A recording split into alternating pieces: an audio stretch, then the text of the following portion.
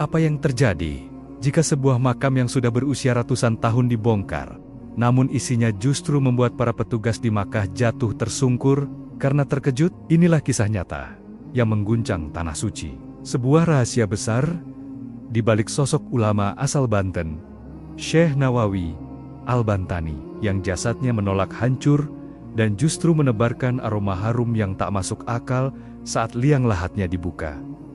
Siapa sebenarnya pria ini? Mengapa ia dijuluki sebagai matahari dari timur yang menyinari Masjidil Haram? Dan amalan rahasia apa yang ia miliki hingga bumi pun segan untuk memakan tubuhnya? Hari ini kita akan membongkar tuntas perjalanan hidup sang guru dari segala guru di Nusantara. Simak video ini sampai detik terakhir karena ada satu pesan tersembunyi beliau yang akan mengubah cara Anda memandang hidup. Inilah kisah lengkap sang maha guru para ulama Nusantara, Syekh Nawawi Al-Bantani. Sebelum kita melanjutkan kisah penuh hikmah ini, mari kita sejenak saling mendoakan. Bagi Anda yang berkenan menekan tombol subscribe, like dan share, semoga Allah berikan kemudahan dalam hidupnya. Dan mari kita penuhi kolom komentar dengan kata amin. Semoga Allah melancarkan rezeki kita semua, memberikan kebahagiaan di dunia, serta kemuliaan di akhirat. Amin ya robbal alamin. Sahabat sejarah dan pecinta ruhani, sebelum kita melangkah lebih jauh ke dalam misteri makamnya di Mekah, kita harus kembali ke sebuah titik di pesisir utara Banten. Di sebuah desa bernama Tanara. Di sanalah, pada tahun 1813, lahir seorang bayi yang kelak tidak hanya akan mengharumkan nama Indonesia, tapi akan menjadi mercusuar bagi seluruh umat Islam di dunia. Beliau adalah Muhammad Nawawi bin Umar Al-Bantani. Banyak yang bertanya, apa rahasianya? Bagaimana mungkin seorang pemuda dari desa kecil di Banten bisa menaklukkan dominasi intelektual para ulama Arab dan menjadi imam besar di Masjidil Haram? Jawabannya tidak ditemukan di buku sejarah biasa, melainkan dalam jejak tirakat dan silsilah suci yang beliau emban. Syekh Nawawi Al-Bantani tidak lahir dari ruang hampa. Beliau adalah buah dari pohon silsilah yang sangat mulia. Ayahnya, Syekh Umar bin Arabi, adalah seorang ulama lokal yang disegani di Banten. Namun, jika kita tarik lebih jauh ke atas, silsilah beliau bersambung kepada Syarif Hidayatullah atau Sunan Gunung Jati.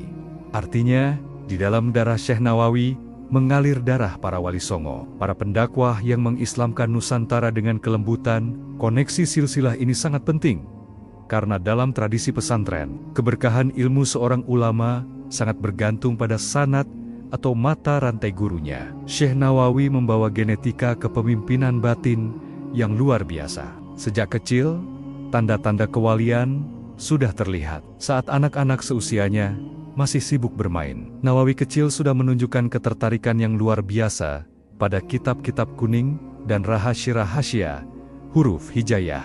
Gus Dur pernah bercerita dalam satu kesempatan bahwa ulama-ulama besar Nusantara itu memiliki jalur khusus ke langit melalui silsilahnya, dan Syekh Nawawi adalah pemegang kunci jalur tersebut. Beliau adalah keturunan ke-12 dari Sunan Gunung Jati, yang artinya beliau mewarisi spirit perjuangan Islam yang moderat, namun berakar kuat. Sahabat, mari kita berhenti sejenak di tahun 1820-an, di sebuah sudut desa Tanara.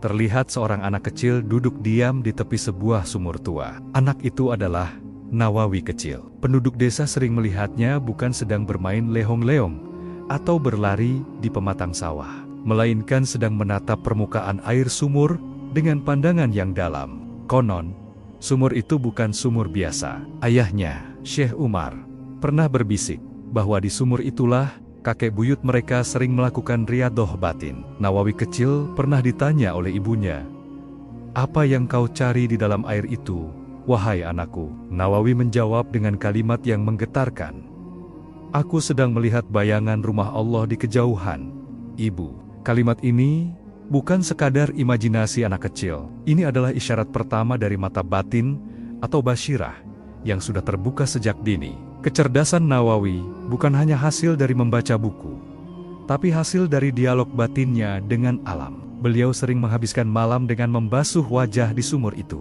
Sebuah ritual penyucian diri yang kelak membuatnya memiliki daya ingat yang tak masuk akal. Beliau mampu menghafal kitab Matan Jurumiyah hanya dalam hitungan hari. Sebuah prestasi yang membuat ulama-ulama Banten saat itu mulai menyadari bahwa Tanara telah melahirkan seorang wali kecil yang akan mengubah sejarah. Bayangkan saudaraku, pada usia yang baru 15 tahun, usia di mana remaja saat ini mungkin masih sibuk dengan dunia gadget, Nawawi muda sudah memutuskan untuk melintasi samudra. Beliau berangkat ke Makkah bukan sekadar untuk naik haji, tapi untuk melakukan hijrah intelektual. Saat itu, perjalanan ke Makkah bukanlah hal mudah. Menggunakan kapal layar, bertaruh nyawa di tengah badai, dan menghabiskan waktu berbulan-bulan di lautan. Namun, semangat Syekh Nawawi tidak goyah. Di dalam dadanya bergejolak rasa haus akan ilmu yang tidak bisa dipadamkan oleh siapapun. Inilah awal mula terbentuknya mentalitas baja sang imam. Sesampainya di Makkah, Syekh Nawawi tidak langsung menjadi besar.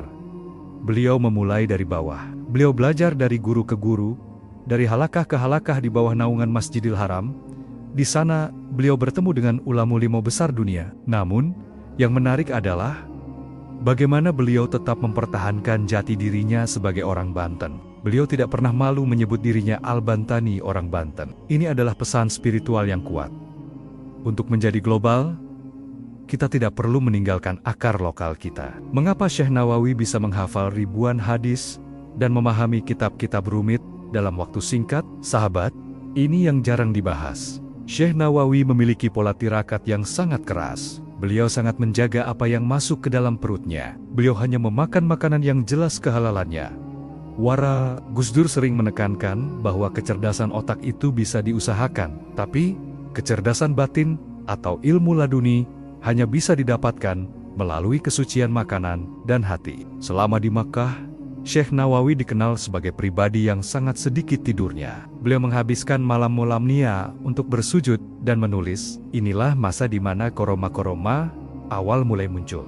Ada sebuah riwayat yang sangat masyhur, yang nanti akan kita bedah lebih detail, tentang bagaimana beliau tetap bisa menulis kitab saat lampu minyaknya habis. Jarinya mengeluarkan cahaya. Ini bukan sekadar mitos, tapi sebuah metafora nyata tentang bagaimana Allah memberikan cahaya kepada mereka yang ikhlas dalam menuntut ilmu. Sahabat, Syekh Nawawi menulis lebih dari 115 kitab dalam bahasa Arab. Kitab-kitabnya tidak hanya dipelajari di Banten atau Jawa, tapi hingga ke Mesir, Suriah, Maroko, hingga Yaman. Pertanyaannya, mengapa karya orang Banten bisa diterima secara universal di seluruh dunia Islam? Jawabannya adalah karena Syekh Nawawi menulis dengan air mata dan zikir setiap kata yang beliau goreskan dalam kitab. Tafsir Al-Munir atau Nisayul Ibad diawali dengan sholat istikharah dan permohonan ampun kepada Allah. Itulah mengapa setiap orang yang membaca karya beliau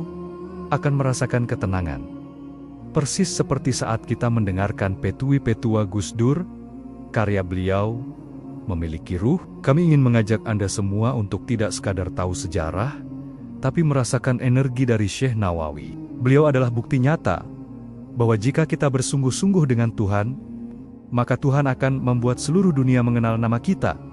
Meski kita berasal dari pelosok desa sekalipun, namun perjalanan Syekh Nawawi tidak selamanya mulus. Beliau sempat kembali ke Indonesia dan melihat penderitaan rakyat akibat penjajahan Belanda. Beliau kembali ke Makkah dengan semangat baru, menjadikan Makkah sebagai basis intelektual untuk memerdekakan Indonesia melalui pikiran dan doa. Apa yang terjadi selanjutnya ketika beliau mulai mengajar di Masjidil Haram? Benarkah beliau sempat mendapatkan penolakan dari ulama Arab karena berasal dari Nusantara? Dan bagaimana detik-detik beliau akhirnya dinobatkan sebagai Sayyidul Hijaz atau pemimpin ulama di Tanah Suci? Jangan beranjak sahabat, karena di bagian kedua, kita akan masuk ke dalam inti pertempuran intelektual di Makkah, rahasia karomah jari bercahaya, dan bagaimana beliau mendidik para pendiri NU serta Muhammadiyah untuk memerdekakan Indonesia. Sahabat sekalian, kita masih berada dalam jejak luar biasa Syekh Nawawi,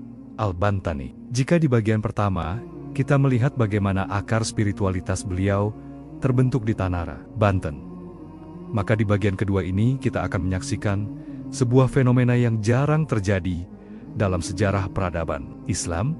Seorang anak Jawi atau orang Nusantara berhasil menduduki kasta tertinggi intelektual di jantung dunia Islam Makkah Al-Mukarramah. Inilah masa di mana nama Al-Bantani tidak lagi hanya dikenal sebagai identitas asal-usul, tapi menjadi sebuah gelar keagungan yang dihormati oleh para syekh dari Mesir, Afrika, hingga Syam.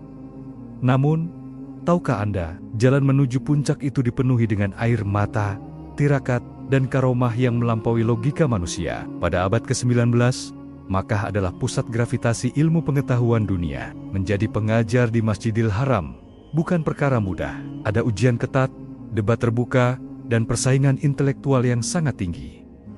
Syekh Nawawi datang sebagai orang asing, namun kecemerlangan otaknya tidak bisa dibendung. Gus Dur pernah menyebutkan bahwa kekuatan ulama Nusantara terletak pada ketekunan yang luar biasa. Syekh Nawawi adalah simbol ketekunan itu. Beliau belajar dari guru-guru besar seperti Syekh Ahmad Khatib Sambas dan Syekh Ahmad Zaini Dahlan. Namun dalam waktu singkat, murid ini melampaui gurunya. Beliau mulai membuka halakah, lingkaran pengajian di bawah naungan Ka'bah, dan perlahan tapi pasti, halakah Syekh Nawawi menjadi yang paling ramai. Mengapa? Karena beliau memiliki gaya bahasa yang sederhana namun sangat dalam, persis seperti bagaimana Gus Dur menyampaikan ide-ide rumit secara ringan. Beliau adalah jembatan antara teks kitab yang kaku dengan realitas kehidupan yang dinamis. Sahabat, inilah bagian yang paling melegenda. Pernahkah Anda mendengar kisah jari bercahaya Syekh Nawawi? Kisah ini bukan sekadar dongeng pengantar tidur di pesantren, melainkan simbol dari sebuah keberkahan ilmu. Dikisahkan, suatu malam ketika Syekh Nawawi sedang asyik menulis kitab di kamarnya yang kecil di Makkah, lampu minyaknya padam karena kehabisan bahan bakar. Saat itu hari sudah larut dan tidak ada tempat untuk membeli minyak. Bagi orang biasa, ini adalah akhir dari pekerjaan malam itu. Namun, tidak bagi Syekh Nawawi. Beliau berdoa kepada Allah agar niatnya menyebarkan ilmu tidak terhenti hanya karena kegelapan. Seketika itu juga, ibu jari tangan kiri beliau mengeluarkan cahaya yang sangat terang,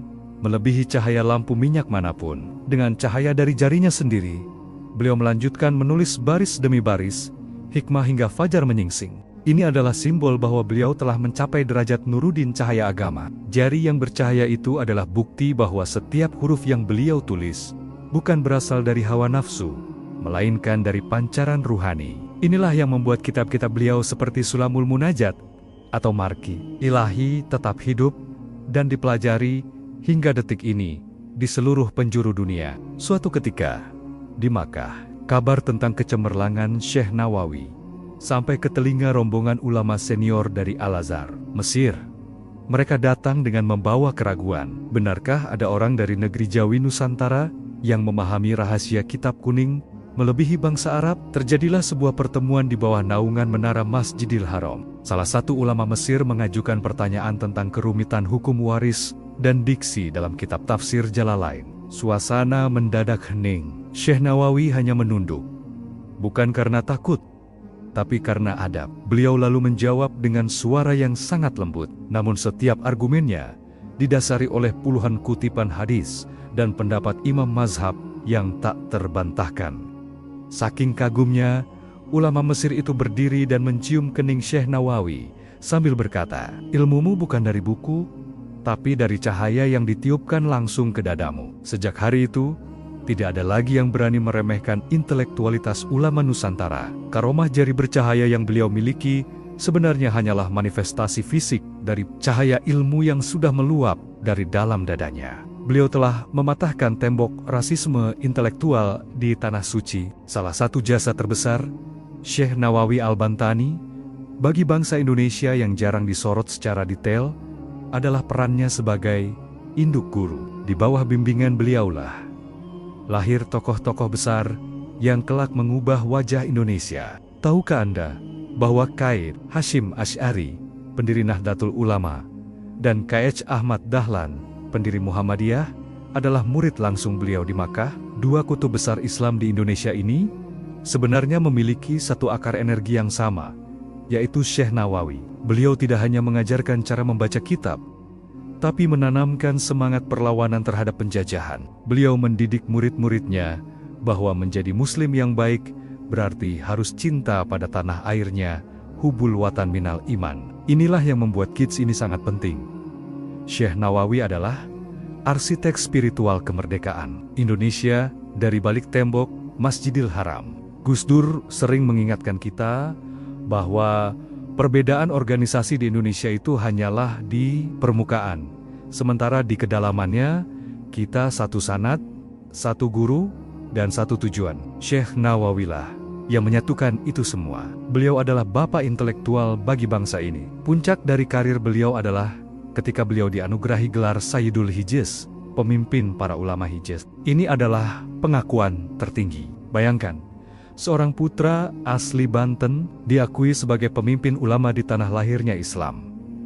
Beliau menjadi rujukan utama dalam bidang tafsir, hadis, dan tasawuf. Kitab tafsirnya, Marah Labid, atau Tafsir Al-Munir, mendapat pujian dari para ulama Al-Azhar, Mesir. Namun, di tengah kemasyhuran itu, Syekh Nawawi tetaplah sosok yang sangat bersahaja. Beliau dikenal sebagai alimamul al-falhum, imam yang sangat paham, namun perilakunya seperti rakyat biasa. Inilah yang menjadi inspirasi bagi sosok-sosok seperti Gus Dur untuk tetap membumi meskipun sudah mencapai puncak kekuasaan atau keilmuan. Dalam bagian ini, kita belajar bahwa kualitas seseorang tidak ditentukan oleh tempat kelahirannya, melainkan oleh luasnya samudra ilmu dan dalamnya pengabdiannya kepada Tuhan. Syekh Nawawi telah membuktikan bahwa Indonesia memiliki tempat terhormat di kancah intelektual global jauh sebelum Republik ini berdiri. Sahabat, video ini sengaja dibuat sangat detail, karena Syekh Nawawi sendiri adalah orang yang sangat detail dalam menjelaskan ilmu. Beliau tidak pernah settingga-settingga dalam mengabdi. Dalam setiap tulisan kitabnya, beliau selalu memulainya dengan permohonan maaf jika ada kesalahan. Inilah sifat tawadu yang membuat ilmu beliau diberkahi. Bagi Anda yang sedang menonton hingga menit ini, Anda sedang menyerap energi ketekunan Syekh Nawawi. Beliau mengajarkan bahwa rezeki dan nama baik bukanlah hal yang harus dikejar dengan ambisi buta, melainkan efek samping dari kedekatan kita kepada Allah. Jika jari Anda digunakan untuk menulis kebaikan, maka Allah yang akan menerangi jari tersebut. Namun, ada sebuah pertanyaan besar yang menghantui sejarah.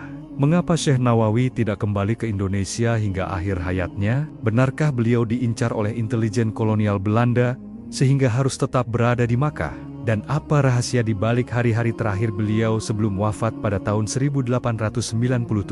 Yang paling mengejutkan adalah apa yang terjadi bertahun-tahun kemudian ketika makam beliau di Al-Malah hendak dibongkar oleh otoritas Arab Saudi untuk alasan perluasan atau penataan ulang. Apa yang ditemukan oleh para penggali makam di bawah tanah pasir Makkah itu? Kenapa mereka sampai berteriak histeris dan membatalkan pembongkaran tersebut? Sahabat, bersiaplah.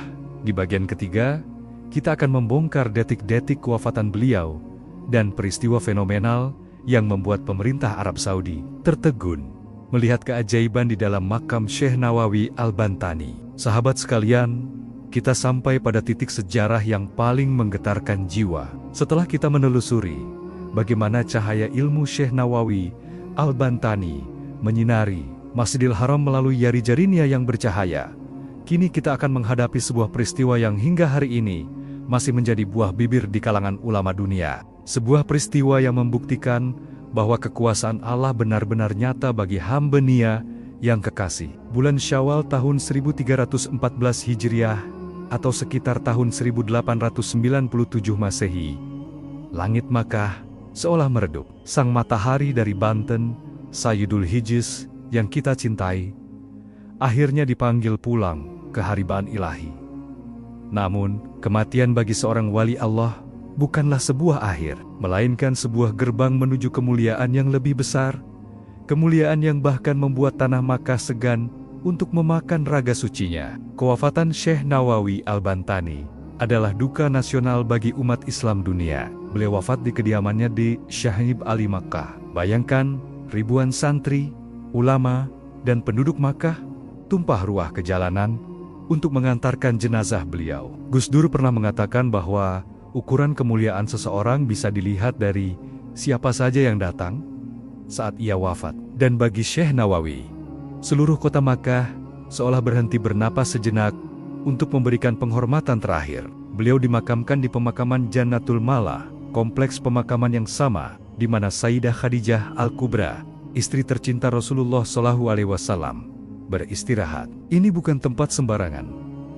Ma'la adalah tanah yang diberkahi. Namun, apa yang terjadi puluhan tahun setelah kematian beliau adalah sebuah fenomena yang mengguncang logika kedokteran dan hukum alam. Sahabat, inilah bagian yang paling krusial dalam video ini. Di Arab Saudi, ada sebuah kebijakan otoritas setempat, di mana makum-makum lama akan dibongkar setiap beberapa tahun untuk memberikan ruang bagi jenazah yang baru. Ini adalah hal yang lumrah di Makkah karena keterbatasan lahan. Beberapa puluh tahun setelah wafatnya Syekh Nawawi, tepatnya saat masa pemerintahan Arab Saudi sedang melakukan penataan ulang di area Ma'la, tibalah giliran makam Syekh Nawawi Al-Bantani untuk dibongkar. Para petugas penggali makam mulai melakukan tugasnya. Mereka menggali tanah pasir Makkah yang panas dengan cangkul dan alat-alat mereka. Namun, saat penggalian mencapai kedalaman liang lahat, sesuatu yang luar biasa terjadi. Seorang petugas penggali tiba-tiba jatuh tersungkur. Ia gemetar hebat, wajahnya pucat pasi, dan ia berteriak memanggil rekan-rekannya. Apa yang ia lihat? Bukannya menemukan tulang belulang yang kering seperti pada umumnya jenazah yang sudah puluhan tahun terkubur. Mereka justru menemukan sesosok tubuh yang masih utuh sempurna. Ya, Anda tidak salah dengar. Jasad Syekh Nawawi Al-Bantani ditemukan masih utuh siuliola. Beliau baru saja dimakamkan beberapa menit yang lalu. Kulitnya masih segar, rambutnya tidak rontok, dan yang paling mengejutkan adalah aroma yang keluar dari liang lahat tersebut. Tahukah Anda, ada satu rahasia yang disimpan oleh keturunan keluarga penjaga makam di Ma'la. Dikisahkan, setelah makam Syekh Nawawi ditutup kembali, karena jasadnya ditemukan utuh, area di sekitar makam itu tidak pernah terasa panas, meskipun matahari Makkah sedang berada di puncaknya. Seorang penjaga makam bernama Syekh Ahmad seringkali merasa ada embusan angin sejuk yang menyapu wajahnya setiap kali ia melewati titik di mana Syekh Nawawi bersemayam. Bahkan, burung-burung merpati Makkah yang biasanya terbang bebas seringkali hinggap dengan tenang di atas tanah makam beliau tanpa mengeluarkan suara gaduh. Fenomena ini pernah dilaporkan kepada gubernur Makkah saat itu. Kesimpulannya hanya satu: Syekh Nawawi selama hidupnya selalu menebarkan kedamaian melalui tulisan-tulisannya. Maka tanah tempatnya beristirahat pun diberikan tugas oleh Allah untuk memberikan kedamaian bagi siapa saja yang berada di sekitarnya. Ini membuktikan bahwa janji Allah dalam Al-Quran tentang orang-orang yang berilmu dan beramal saleh itu nyata. Mereka tidak pernah mati dalam ingatan bumi. Para saksi mata saat itu melaporkan bahwa dari dalam makam Syekh Nawawi tercium aroma wangi yang sangat kuat. Sebuah aroma yang tidak bisa dideskripsikan oleh penciuman manusia biasa. Ada yang menyebutnya seperti aroma misk yang paling murni, ada yang menyebutnya seperti bunga yang belum pernah ada di dunia. Kabar ini langsung menyebar cepat. Pemerintah Arab Saudi segera mengirimkan tim untuk memeriksa. Mereka terperangah, kain kafan beliau pun masih putih bersih, tidak hancur dimakan tanah atau serangga. Inilah bukti nyata dari janji Allah bahwa bumi diharamkan memakan jasad para nabi dan para hamba Nia yang saleh, yang menjaga Al-Quran serta ilmunya. Gus Dur seringkali mengaitkan fenomena jasad utuh ini dengan konsep keselarasan energi. Syekh Nawawi selama hidupnya menulis kitab-kitab yang menghidupkan hati manusia. Karena beliau menghidupkan ruhani banyak orang, maka Allah menghidupkan jasad beliau meskipun secara biologis beliau sudah wafat. Inilah pesan spiritual yang sesungguhnya. Kebermanfaatan yang melampaui kematian. Setelah peristiwa itu, otoritas Arab Saudi mengambil keputusan yang sangat langka. Mereka memerintahkan untuk tidak jadi membongkar makam tersebut. Makam itu langsung ditutup kembali dengan penuh hormat. Bahkan, Syekh Nawawi mendapatkan perlakuan khusus dari pemerintah setempat. Hingga saat ini, lokasi makam beliau di Ma'la tetap dijaga dan menjadi rahasia yang diketahui oleh para penuntut ilmu yang berziarah ke sana. Seorang ulama Makkah pernah bersaksi, Syekh Nawawi adalah keajaiban dari tanah Jawi Nusantara. Beliau bukan hanya mengajar kami tentang kitab, tapi beliau mengajar kami tentang bagaimana cara dicintai oleh tanah. Kejadian ini sekaligus meruntuhkan keraguan orang-orang yang meremehkan ulama dari Nusantara. Nama Banten kembali menggema di seluruh jazirah Arab sebagai tempat lahirnya seorang wali Allah yang agung. Sahabat, video ini kami buat dengan durasi panjang dan detail karena kami ingin Anda meresapi bahwa karomah Syekh Nawawi bukan sekadar untuk dikagumi, tapi untuk dijadikan pelajaran batin. Mengapa jasad beliau utuh? Karena lisannya tidak pernah berhenti berzikir, karena jarinya tidak pernah berhenti menulis ilmu, karena hatinya tidak pernah berhenti mencintai umat. Bagi Anda yang sedang mengalami kesulitan hidup, bayangkanlah keteguhan Syekh Nawawi. Beliau adalah simbol bahwa jika kita menghargai waktu dan ilmu, maka Allah akan menghargai raga kita. Dalam algoritma kehidupan, keikhlasan adalah kata kunci yang paling sakti. Namun, muncul sebuah pertanyaan baru. Amalan apa sebenarnya yang dilakukan Syekh Nawawi setiap harinya hingga mendapatkan kemuliaan setinggi itu?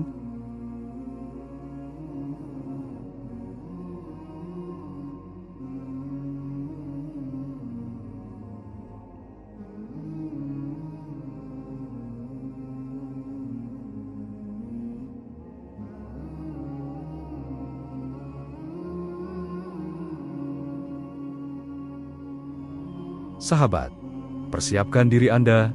Di bagian keempat, kita akan membongkar amalan rahasia dan wasiat batin Syekh Nawawi yang diwariskan kepada murid-muridnya, termasuk K.H. Hashim Asy'ari. Sebuah ilmu jalur langit yang membuat murid-muridnya mampu mengusir penjajah hanya dengan kekuatan zikir. Sahabat, setelah kita menyaksikan fenomena jasad yang menolak hancur di pemakaman Mala, sebuah pertanyaan besar pasti muncul di benak Anda. Apa rahasianya? Apa yang beliau baca? Apa yang beliau lakukan di sepertiga malam hingga bumi pun segan menyentuh raganya?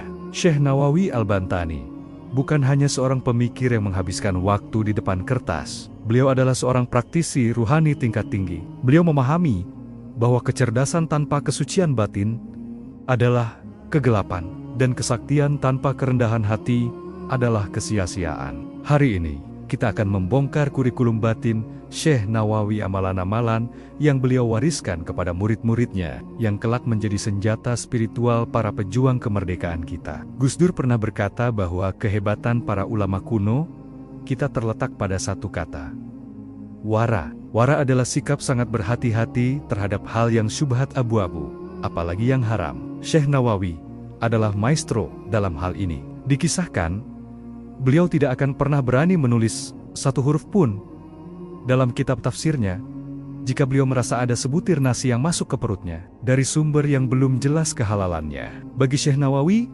makanan adalah bahan bakar bagi doa. Jika bahan bakarnya kotor, maka doa tidak akan pernah sampai ke arsy. Inilah amalan pertama yang beliau ajarkan kepada K.H. Hashim Asy'ari. Jaga perutmu, maka Allah akan menjaga otak dan lisanmu. Ada satu kisah yang sangat menyentuh tentang bagaimana Syekh Nawawi menjaga keikhlasannya. Suatu malam, saat sedang menulis kitab Marah Labid, pena bulu yang beliau gunakan tiba-tiba patah. Padahal, beliau baru saja menuliskan sebuah penjelasan yang sangat brilian. Beliau mencoba mengganti pena, namun pena baru itu pun patah kembali. Hingga 3 kali pena itu patah. Beliau tidak marah, tapi justru menangis terseduh-seduh. Beliau menyadari bahwa saat menulis kalimat terakhir, sempat terbersit sedikit rasa bangga dalam hatinya. Lihatlah, betapa cerdasnya penjelasanku ini. Syekh Nawawi langsung berhenti menulis.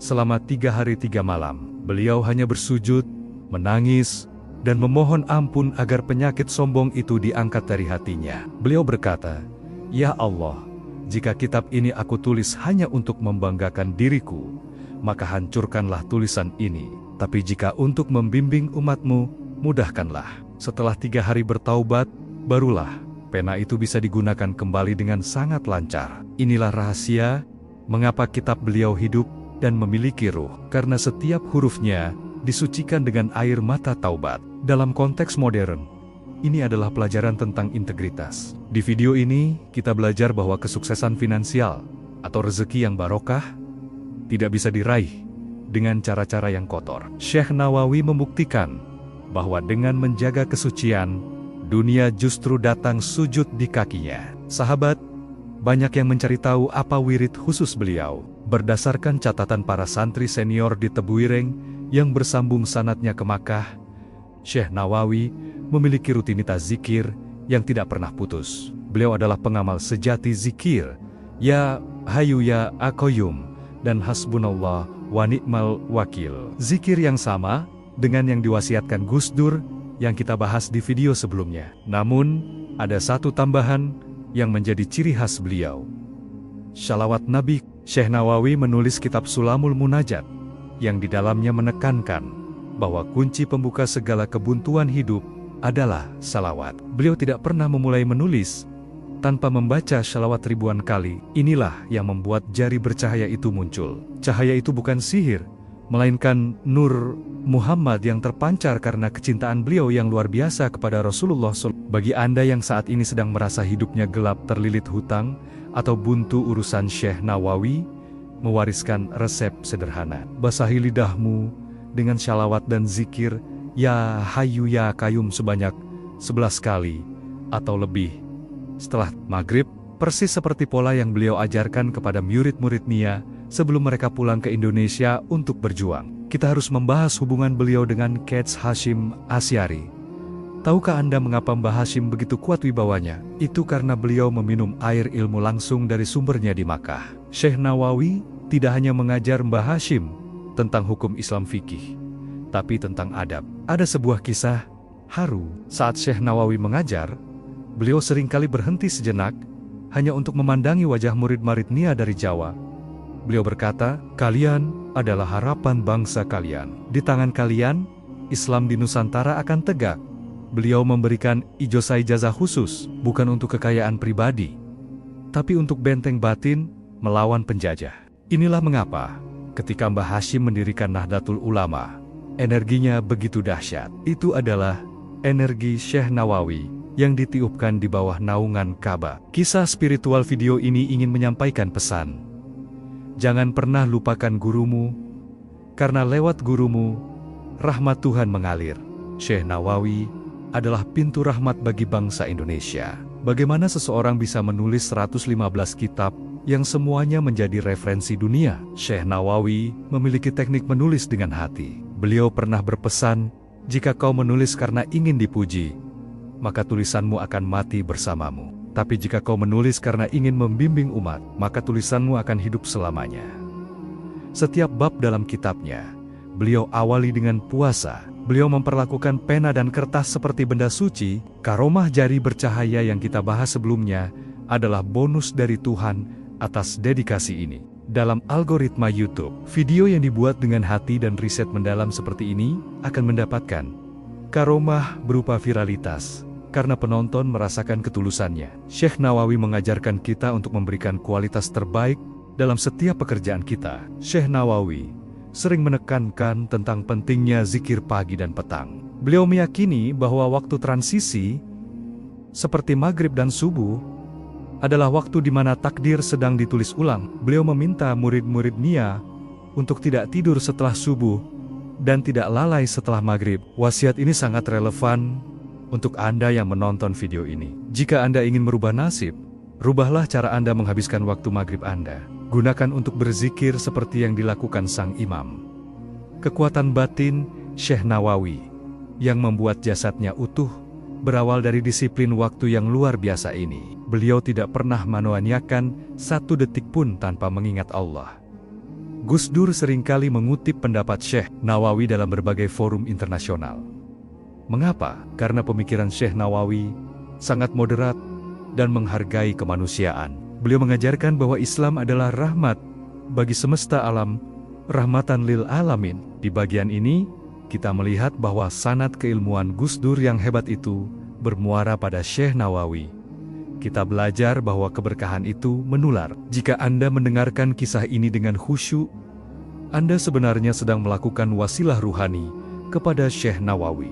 Memohon agar tetesan keberkahan beliau mengalir ke dalam kehidupan Anda, mempermudah urusan Anda, dan melapangkan rezeki Anda.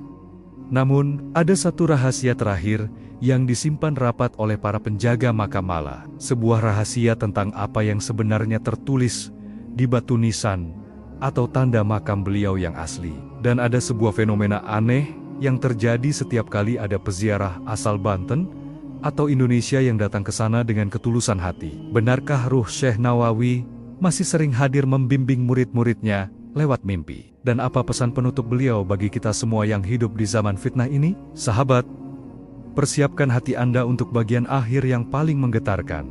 Di bagian kelima, kita akan merangkum seluruh perjalanan ini, membongkar tanda khusus kehadiran beliau, dan memberikan kesimpulan akhir mengapa sosok Syekh Nawawi Al-Bantani adalah kunci bagi kejayaan spiritual Indonesia di masa depan. Sahabat sejarah, kita telah menempuh perjalanan panjang melintasi waktu, dari pesisir Tanara yang sederhana hingga ke pusat dunia di bawah bayang-bayang Ka'bah. Kita telah menyaksikan bagaimana seorang pemuda dari Banten mengguncang Makkah dengan kecerdasannya, menulis kitab dengan cahaya dari jarinya, dan membuktikan kebenaran janji Tuhan melalui jasadnya yang menolak hancur di pemakaman Mala. Kini, kita sampai pada pertanyaan terakhir.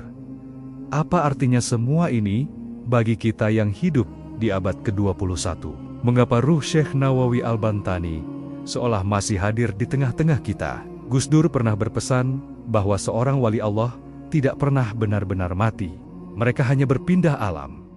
Namun, doa dan syafaatnya tetap mengalir bagi mereka yang masih berjuang di bumi. Hari ini, di bagian penutup ini, kita akan menyentuh rahasia terdalam dari hubungan batin kita dengan Sang Sayyidul Hijaz.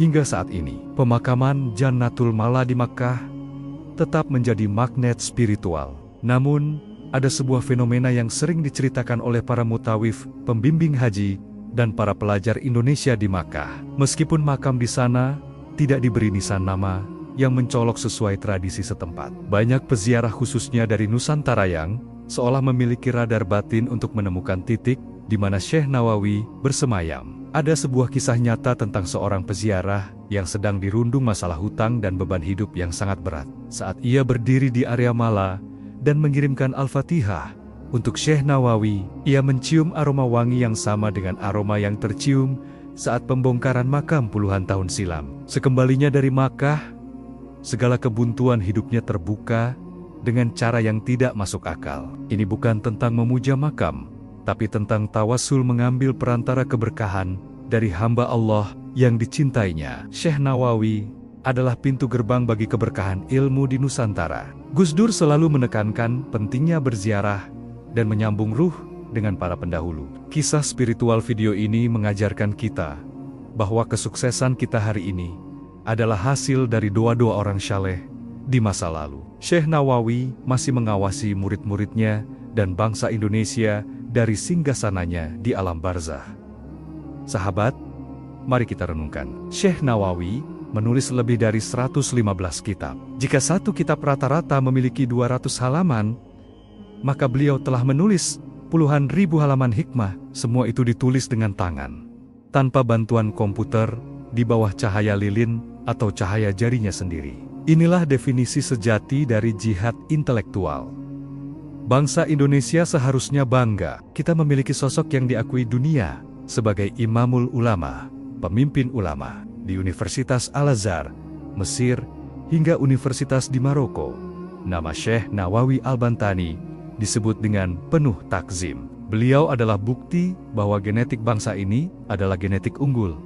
Kita bukan bangsa tempe, kita bukan bangsa kelas 2. Kita adalah bangsa yang melahirkan sosok yang mengajar para ulama Arab di pusat Islam. Wasiat beliau sangat jelas. Jangan pernah minder dengan identitasmu. Kejarlah ilmu hingga ke ujung dunia, tapi jangan pernah lupakan sujudmu di sepertiga malam.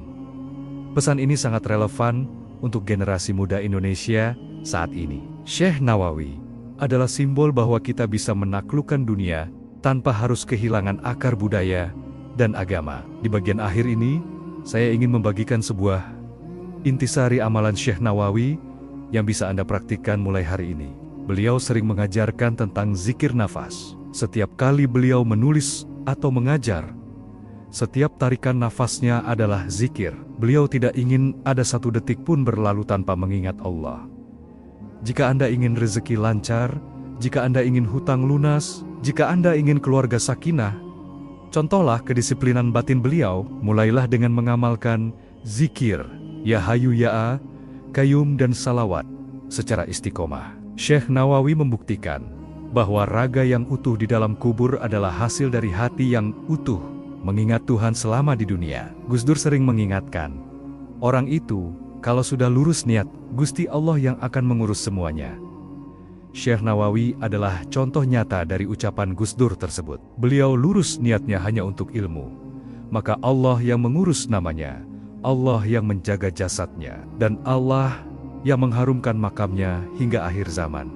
Gus Dur dalam sebuah memornya pernah menulis bahwa kekuatan bangsa Indonesia terletak pada dua doa para penjaga langit seperti Syekh Nawawi. Beliau pernah meramalkan dalam salah satu catatan batinnya bahwa akan datang suatu zaman di mana ilmu sangat mudah didapatkan, namun keberkahannya hilang. Zaman di mana orang pandai berdebat, tapi hatinya kosong dari cinta. Pesan Syekh Nawawi bagi kita yang hidup di era digital ini sangat sederhana, namun menohok. Jangan biarkan hatimu menjadi keras seperti batu hanya karena mengejar bayangan dunia. Beliau mengingatkan bahwa setinggi apapun teknologi yang kita miliki, tanpa akar spiritualitas, kita akan tumbang diterpa badai fitnah.